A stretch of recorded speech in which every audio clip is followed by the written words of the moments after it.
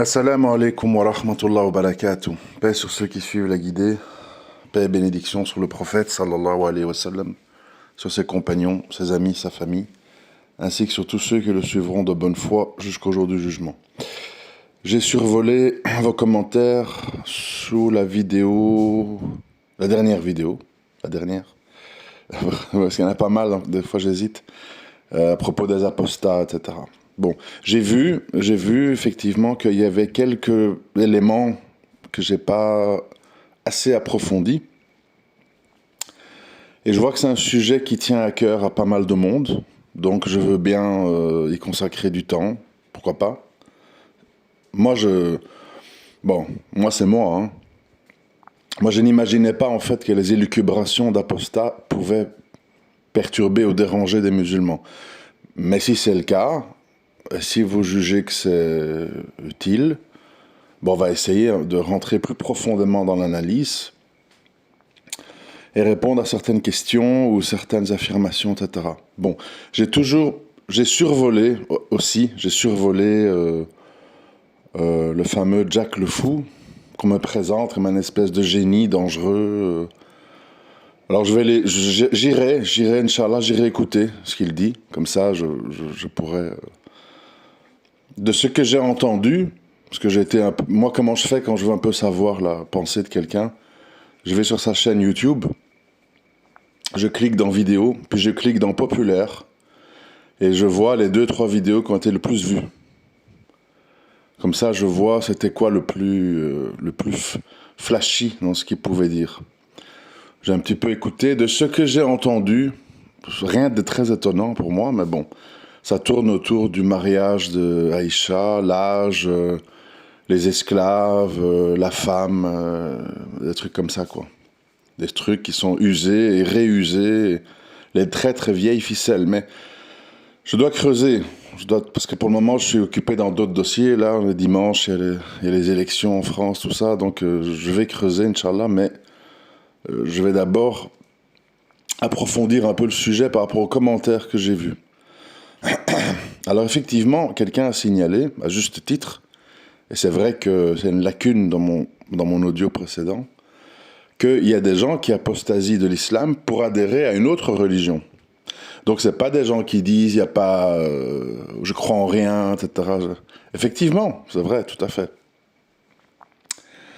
Alors, il faut savoir que quand on analyse, moi je l'ai déjà fait, hein, les raisons qui font que des gens, hommes ou femmes, sortent de l'islam, et bon, soit rejettent tout, soit prennent une autre religion.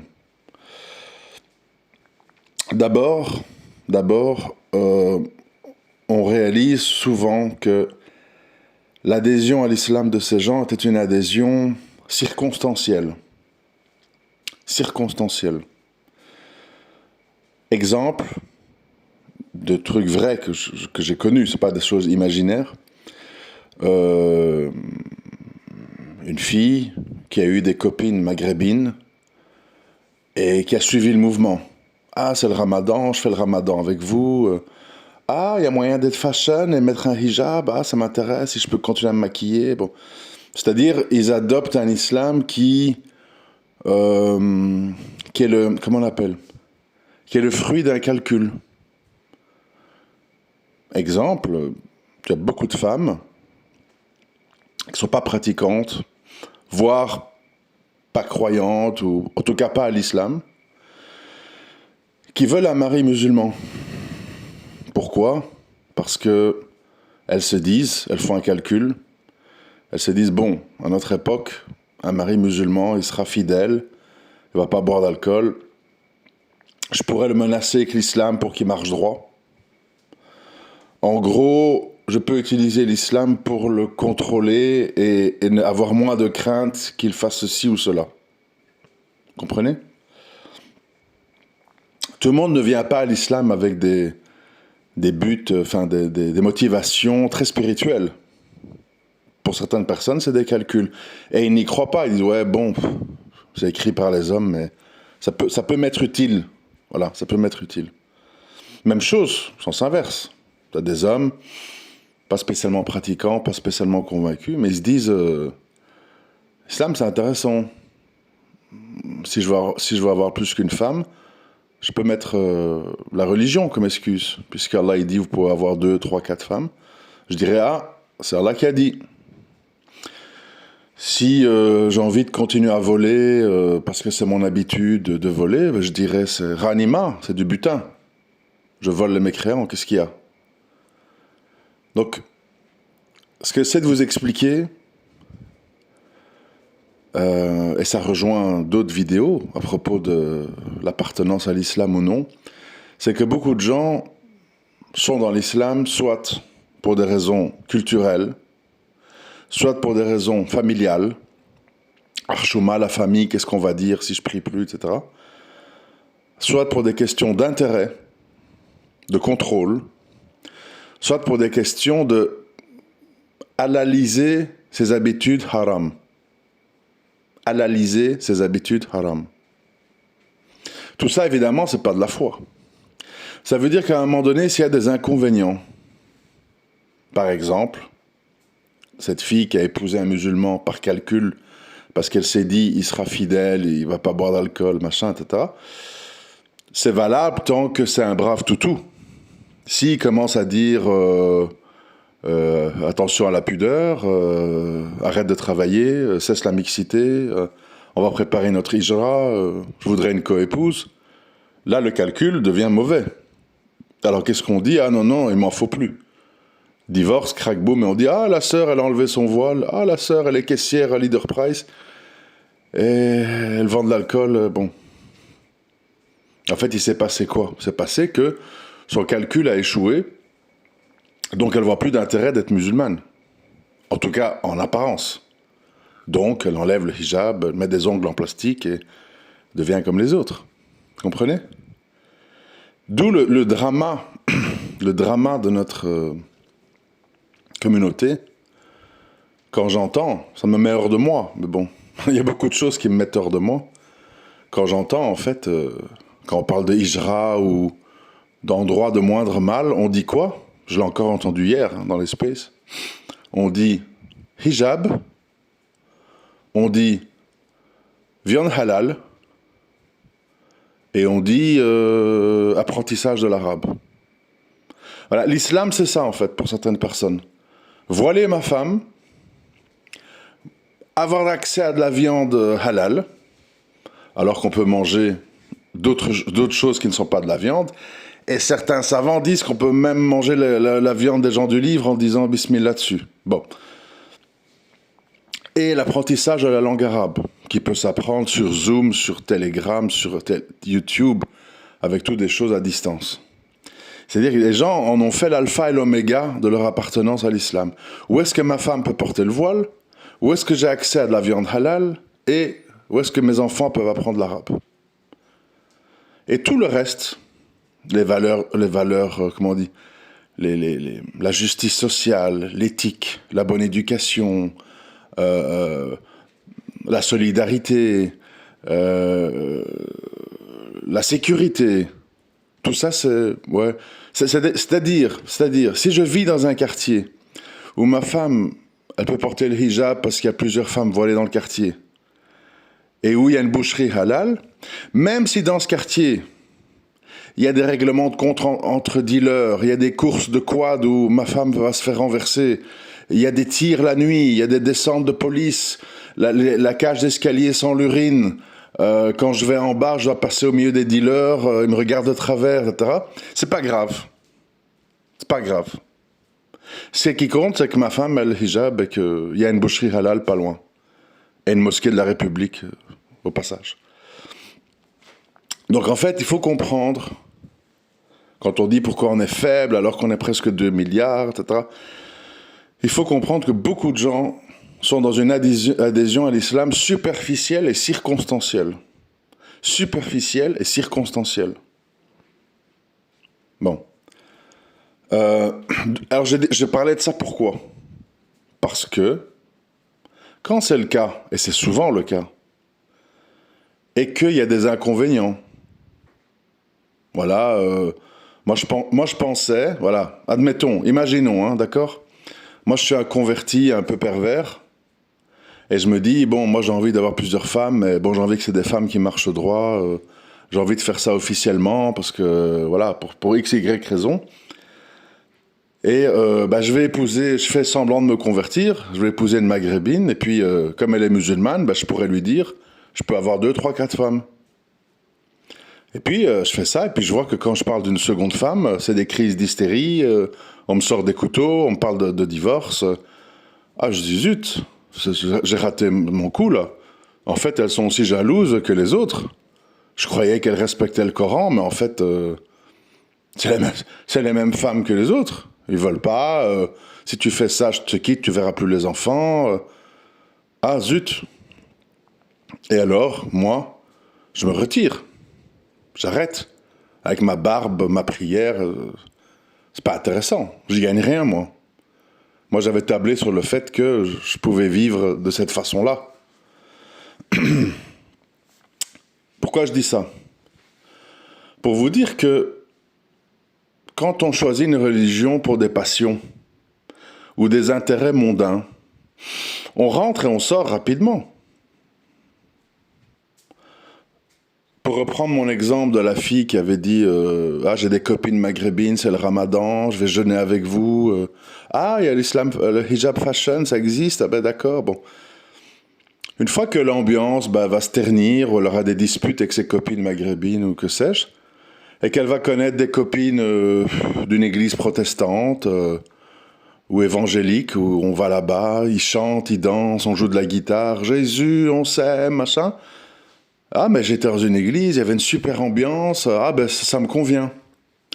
C'est-à-dire que, je sais que ça paraît, pour certains d'entre vous, ça peut paraître fou ou bizarre, ou on se dit le gars il exagère, mais en fait je n'exagère pas du tout. Mais beaucoup de gens ne sont pas dans des mouvements religieux, ou dans des sectes, ou dans tout ce que vous voulez, avec des convictions très profondes.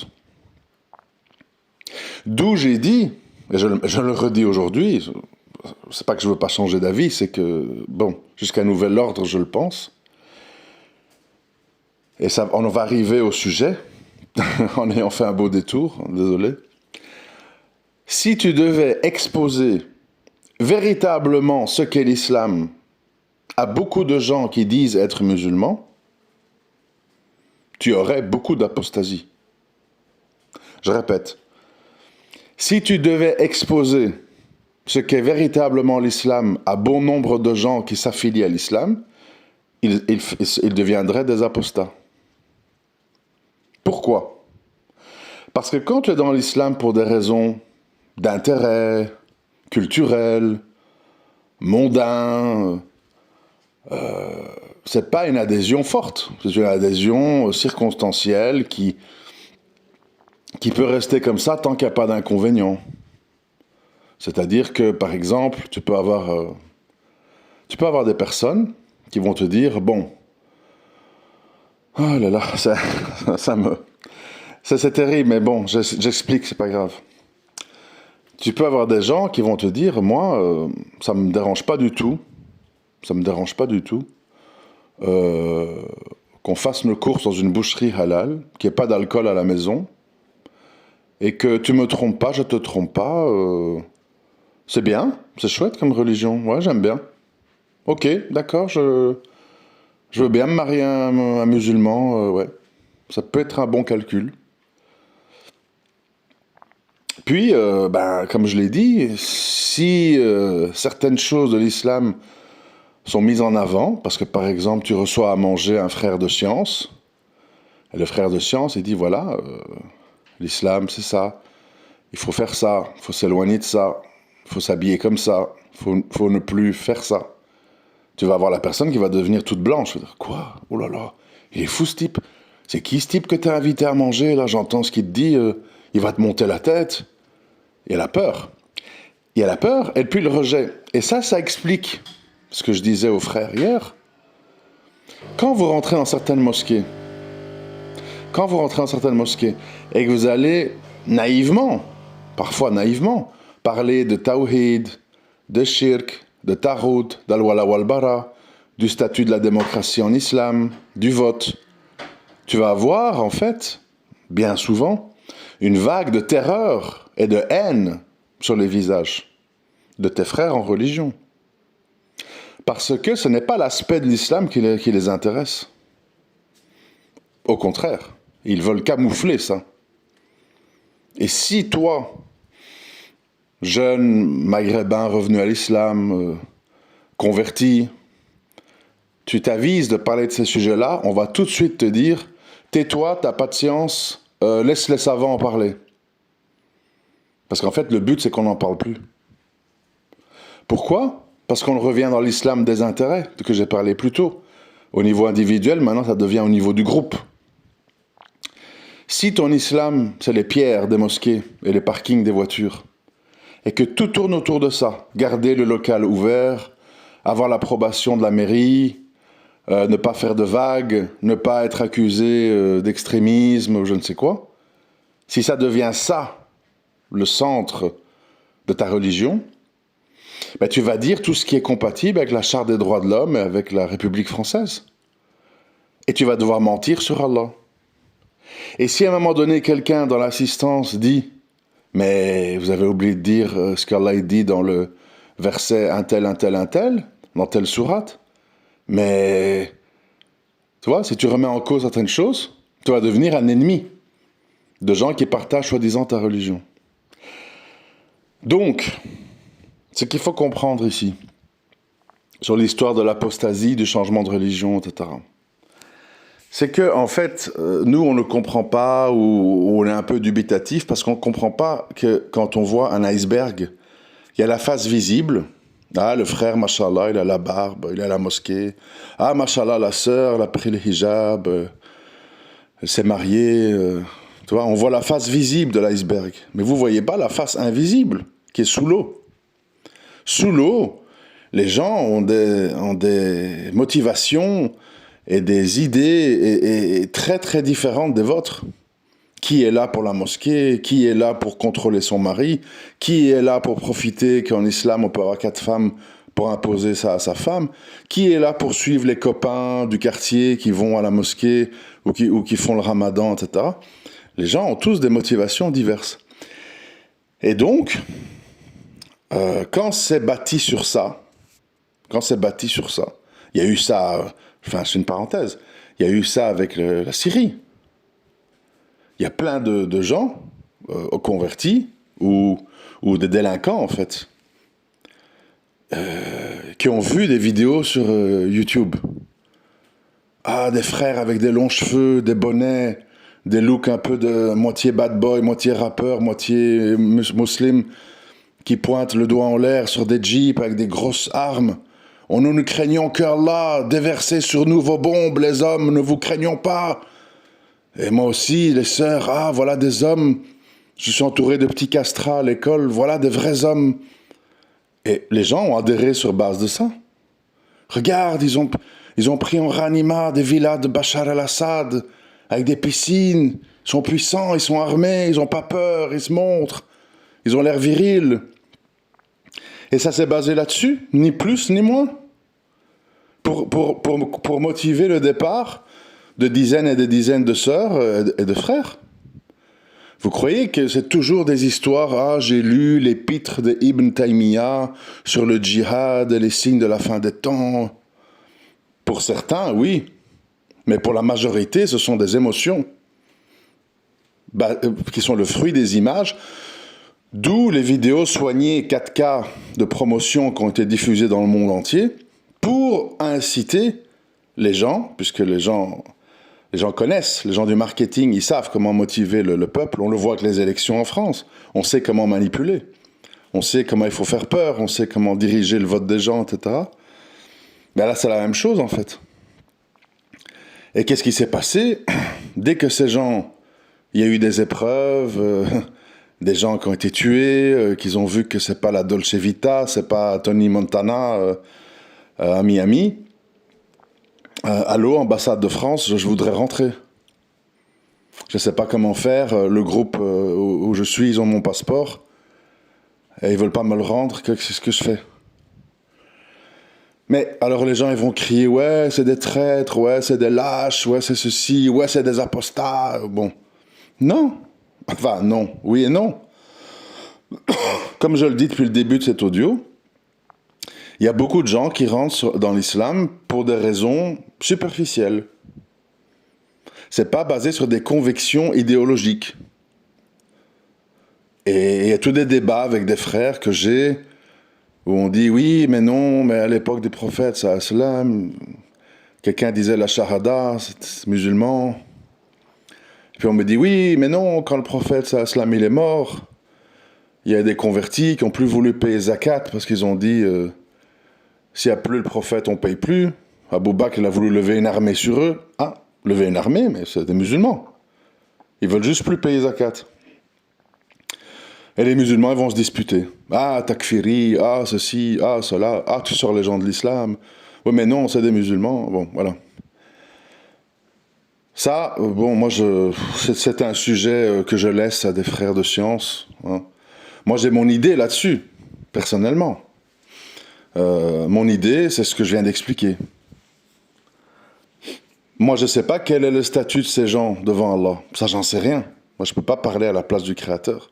Je ne sais pas quel est le statut d'une fille qui fait le ramadan et qui met le voile parce qu'elle a des copines maghrébines, elle les suit, et puis qui le lendemain, parce que s'est disputée avec la copine et qu'elle a des nouvelles amies qui sont des évangélistes, elle enlève tout et elle va chanter dans les églises. Je ne sais pas quel est le statut de cette fille. Bon, voilà, ou du type qui a fait seulement de se convertir pour avoir 4 femmes, et puis il a vu qu'une maghrébine, elle est jalouse aussi, et puis il arrête tout, il se rase la barbe, et il arrête de jouer le musulman. Je ne sais pas quels sont les statuts de ces gens.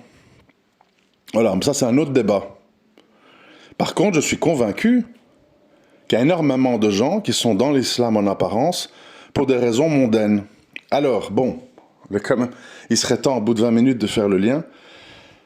Le lien, c'est simple.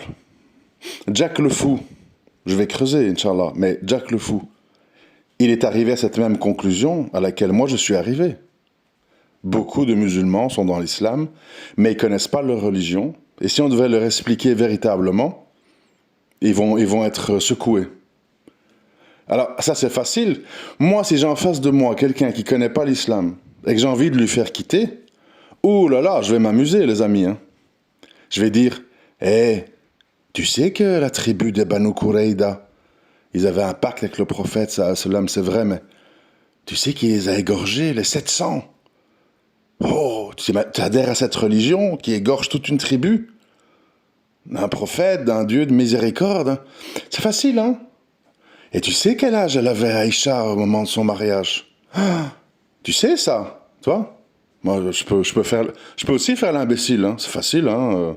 Tu veux faire peur aux gens, surtout quand tu vois le niveau, c'est facile. C'est facile. Et quand tu sais, comme Jack le Fou le sait, que la plupart des gens sont dans l'islam sans connaître, juste pour des raisons culturelles, mes parents sont sunnites, je suis sunnite, mes parents sont musulmans, je suis musulman, il sait que quand il arrive avec 2-3 histoires choquantes, expliquées à sa façon, il va choquer, il va perturber. Je vous dis, ce sont des vieilles méthodes. Le problème, c'est qu'il faut être un vieux loup pour comprendre ça. Il faut avoir du vécu. Mais tout ça, c'est pas étonnant, c'est pas choquant. Quand on connaît la réalité de la vie et la réalité de la communauté musulmane, on comprend les tenants et aboutissants de tout ça. Oui, effectivement, si moi je suis mal intentionné et je suis devant une assemblée de 100 musulmans dans lesquels il y a 90% sont des musulmans des coutumes, des circonstances, sans conviction, sans idéologie, à la sortie, je vais certainement me retrouver avec 40, 50 apostats qui vont dire « Ah, t'as raison, je savais pas. Ah, je suis choqué. 700 égorgés de Banu Qurayda. Mais comment est-ce possible? On m'a jamais dit que mon prophète de paix et d'amour, il était derrière tout ça. Combien de Ghazawat il a participé? Ah, mais en fait, ils ont fait que ça, des combats. Ah ouais, non, moi je suis pour un prophète de paix, d'amour, de conciliation. Je connaissais pas tout ça. Moi, j'ai lu la biographie du prophète écrit par Tariq Ramadan. Je croyais qu'on parlait de Gandhi ou de Bouddha. Maintenant que tu m'as expliqué la réalité, non, moi je reste pas dans l'islam. Hein. Vous voyez? C'est ça en fait. Et alors évidemment, Shaitan embellit. Moi je peux vous amener demain dans plein de mouvements religieux super accueillants. Ah, demain, hein, je vous amène. Je pense à un temple témoin de Jéhovah. Je pense à une secte soufie. Je pense à certaines églises évangéliques. Ah, je vous amène demain, vous pleurez. Hein. Ah, je vous jure. Bonjour ma sœur, bienvenue. Assieds-toi, tu veux une assiette? Oh Seigneur, quel bonheur qui nous a ramené à nous. Qu'est-ce qu'il y a, truc? Regarde telle sœur, elle connaît, elle pourra t'aider avec ton enfant. Ah, tu vas être submergé d'amour. Hein. Tu vas être submergé d'accueil. Wow. Les soufis. Ah, la ilaha illallah, Allahu Akbar. Mon frère dans mes bras. Viens, on va embrasser les pieds du cheikh, ça va avoir la baraka. Je t'aime en Allah. Tiens, assieds-toi à côté de la sœur Asia et la sœur Khadija, elles vont t'expliquer le hadith. Toi, tu vas être là, l'amour, tout le monde en blanc, tout le monde qui sourit. Je suis assis à côté de deux houris. Tu vas devenir fou, hein. Les voies de l'égarement sont très accueillants, très charmants. C'est pour ça que j'ai dit on adhère à l'islam sur une conviction idéologique. Si tu adhères pour l'ambiance, pour les gens, pour la chaleur, pour la fraternité, pour l'accès à des femmes et tout, moi je t'amène dans d'autres endroits beaucoup plus faciles. Hein. Et c'est tout. C'est toute l'histoire, elle est là en fait. Alors oui, les gens qui apostasient de l'islam pour une autre religion, c'est des gens qui étaient dans l'islam pour des questions circonstancielles ou qui étaient ignorants de leur religion. À partir du moment où on leur a dit, d'une manière orientée, ils ont lâché l'affaire, et ils ont adhéré à une religion beaucoup plus accueillante. Prenez Okasha. Le gars n'est rien. Tu le vois, t'as peur. M'excuse, bon, enfin, je veux pas être... Tu le vois, t'as peur. Il existe à cause de quoi? Sa lutte contre l'islam. Il l'invite à la télé, il fait des vidéos... Il est applaudi par tous les ennemis de l'islam. Sans ça, c'est rebut de l'humanité. Il est au fond d'une mosquée, personne ne le regarde, et va supplier des frères de lui présenter leur cousine. C'est tout. Donc maintenant, il est pris dans un cercle vicieux, dans lequel il faut toujours qu'il en rajoute plus et plus et plus pour exciter les ennemis de l'islam et qu'il invite et qu'ils boivent ses paroles. Alors un jour, il est invité chez Charles Gave. Un jour, il a invité à Livre Noir. Puis demain, il va être invité chez Michel Onfray. Tous des gens qui, pour une raison ou une autre, sont contre l'islam. Parce qu'il y a un point commun à tout le monde. Les extrêmes droites, les progressistes, les extrêmes gauches, les communistes, les laïcs, les démocrates, les royalistes, les mouriches, les machins, tous, ils détestent l'islam. Cible unique. L'islam. Je parle de l'islam, vrai islam, pas l'islam je danse, je chante. Je parle de l'islam avec la législation et tout. Ennemi public numéro 1. Donc, quand tu rentres dans ce secteur-là, tu deviens l'enfant chéri de tout le monde. Voilà, bon. Je peux pas répéter, hein. Les choses sont claires. Maintenant, si vous voulez, Jack le Fou, je vais écouter, parce qu'on me dit « Oh, si tu devrais débattre contre lui, il te mettrait en pièces. » Ouais, si vous voulez. Moi, quand je le vois, j'ai un peu l'impression qu'il est dans la case babouin, mais bon, moi je veux bien, hein, j'en doute pas. Je vais écouter, mais je sais que sans doute, connaissant ce genre d'individu, ça va tourner autour de Aïcha, l'esclavage, les injustices, le patriarcat, des trucs comme ça. Mais je vais écouter pour vous faire plaisir, quand j'aurai le temps, Inch'Allah. Et puis je ferai une vidéo quand j'aurai cerné le personnage, Inch'Allah. D'accord? Voilà. Pas de cris, pas de drama en commentaire. Je vous lis, j'écoute quand il y a des critiques, il n'y a pas de souci. Assalamu alaikum wa rahmatullahi wa barakatuh.